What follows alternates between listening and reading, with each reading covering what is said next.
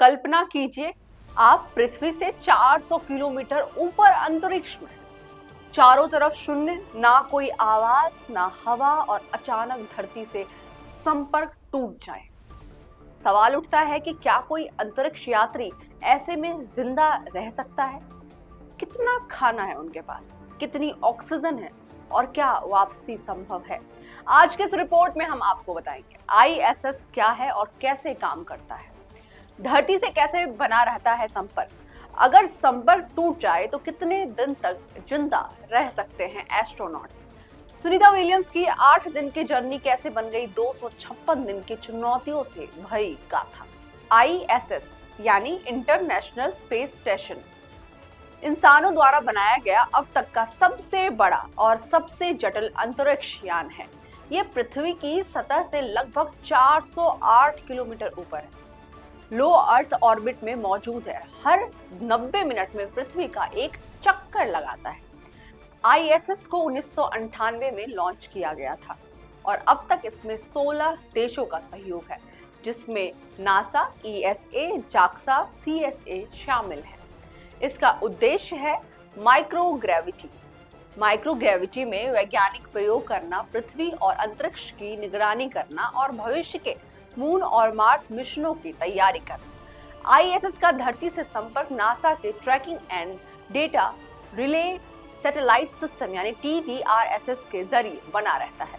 ये एक तरह का हाई स्पीड नेटवर्क है जो आईएसएस को लगातार नासा मिशन कंट्रोल सेंटर से जोड़ कर रखता है।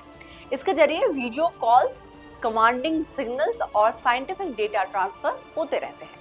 अगर ये कनेक्शन टूट जाए तो आईएसएस में ऑटोनॉमस कंट्रोल मौजूद होता है, जो अस्थायी रूप से सिस्टम को खुद से चला सकता है। आपको बता दें, आईएसएस पर मौजूद अंतरिक्ष यात्रियों की सुरक्षा के लिए बेहद एडवांस लाइफ सपोर्ट सिस्टम मौजूद है। ऑक्सीजन जनरेशन सिस्टम यानी OGS पानी को इलेक्ट्रोलाइसिस के जरिए ऑक्सीजन में बदलता है। CO2 स्क्रबर कार्बन डाइऑक्साइड को हटाकर हवा को सांस लेने लायक बनाता है। अब आते हैं वाटर रिकवरी सिस्टम पे। पेशाब, पसीना, सांस की भाप तक को रिसाइकल कर पीने लायक पानी बनाता है। स्पेस फूड खास तरीके से पैक किया गया 3 से 5 साल तक खराब ना होने वाला खाना भी मौजूद होते हैं।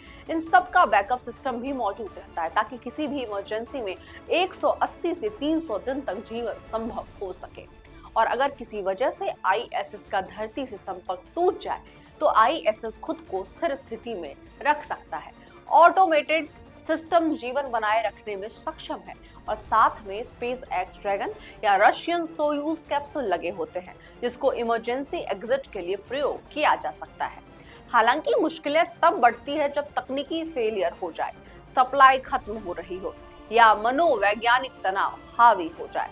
इसलिए हर मिशन में लगातार बैकअप कम्युनिकेशन और ट्रैजेक्टरी ट्रैकिंग की जाती है। अब आपको बता दें एक ऐसी ही कहानी के बारे में। दरअसल भारतीय मूल की अमेरिकी अंतरिक्ष यात्री सुनीता विलियम्स और उनके साथी बुच विल्मोर ने जून 2024 में सिर्फ 8 दिनों के टेस्ट मिशन के लिए अंतरिक्ष की यात्रा शुरू की थी। उन्हें स्पेस एक्स और बोइंग द्वारा विकसित नए स्टारलाइनर क्रू कैप्सूल से भेजा गया था।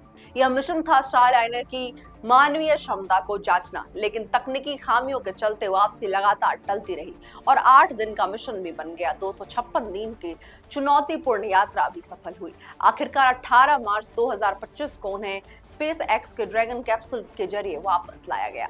पृथ्वी पर लौटने के बाद उन्हें कुछ दिन के लिए जीरो ग्रेविटी रिकंडीशन चैम्बर में रखा गया ताकि शरीर को दोबारा गुरुत्वाकर्षण के लिए तैयार किया जा सके।